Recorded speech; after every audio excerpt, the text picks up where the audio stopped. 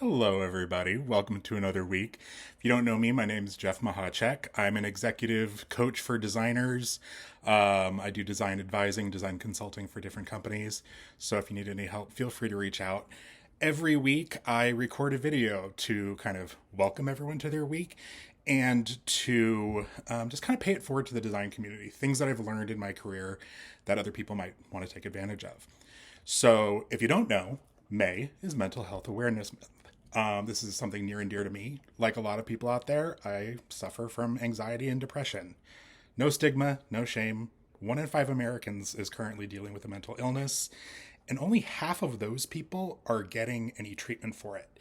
Now, here's the terrifying statistic: the average time between when somebody starts having symptoms and getting treatment is 11 years. So, no stigma. I hope you're taking care of yourselves. But in honor of that, I want to teach you a little bit about how the brain works and how this can influence design decisions that you might make. So there's a bunch of different areas of the brain that are involved in decision making. It's not just one. And the one I'm going to talk about today is the dorsal striatum. I call her Doris for short because dorsal striatum is a long word, or two words. So the dorsal striatum, think of it as the library of routines in the back of your brain. It's shelves and shelves of things that you know how to do without thinking about it. And that's kind of the key thing, without thinking about it. It's your autopilot, it's your default settings. And it has no version of good or bad. So if a routine is good for you or bad for you, it makes no difference. It's just the thing called the most often is the thing it will call upon in any given situation. Sometimes that's really good. Routine helps us drive a car without having to think too much about it because we've just kind of gotten used to it. Sometimes routine is negative. I would rather just watch TV than go to the gym. And that's kind of my default setting.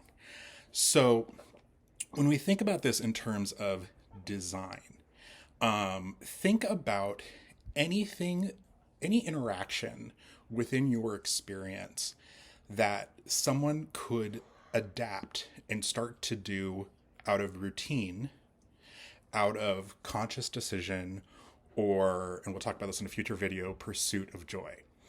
A lot of modern apps have this in the form of swiping. It's kind of that mindless yes, no, to the left, to the right, yes, I like that, scroll up, scroll down behavior. That, and I think you know this because you probably experienced this yourself, you're not rationally doing this. You're not consciously doing this. It's something you're just doing because your brain needs something to do in that moment. So if you're designing one of these experiences, the question you need to start asking yourself is, A, am I okay with that? Sometimes people do want to kill time. Sometimes people do want to kind of settle into a routine, kind of turn their brain off a little bit, mindlessly scroll. That's why we call it mindlessly scroll. Maybe that's what the user wants, and maybe that supports your business model. But, and here's the trick: if your business model or your user need is actually about something like decision making or pursuit of joy, if a user is using Doris, the librarian in the back of the brain that has all your routines in it, they're not employing those other areas of the brain that make decisions about what's good or bad or pursues things that will provide immediate gratification. It's just on autopilot. And so if you were really hoping that while they were on autopilot, they'll go, yes, and now I'm going to do that thing you really want me to do, or I'm going to make an important decision about something that's very important to me in this moment, chances are the user's not going to do it. It's going to require effort for them to get out of that routine and into kind of a different decision-making mode. And that's not something that's going to happen consciously. It's going to happen in the back of the brain. So think about, when designing these experiences, is kind of a mindless scroll supportive to your business? Or do you want someone to be making active decisions? Or do you want someone to be in pursuit of gratification? If those are the case, think about how you can break up the mindlessness. Think about how you can turn off the autopilot as somebody's dealing with your experiences. So, I'm going to give you a great example of this that also plays into mental health. Is one of the most important parts of mental health is getting enough sleep. Talk to any neuroscientist and they will tell you we don't sleep enough. We make not sleeping a badge of honor, when in all reality, we really need sleep to be healthy. And even if we're asleep, any kind of sound or noise in the room disturbs whether or not we're getting enough kind of restful sleep versus REM sleep. There's different stages. So, to any designer out there that works on an autoplay feature, it's mindless. You've taken away the option for a user to make a decision on whether or not they're going to say yes and whether they're going to say no. And for a lot of users, saying yes has also become an autopilot decision because they do it with such frequency. That probably supports your business model.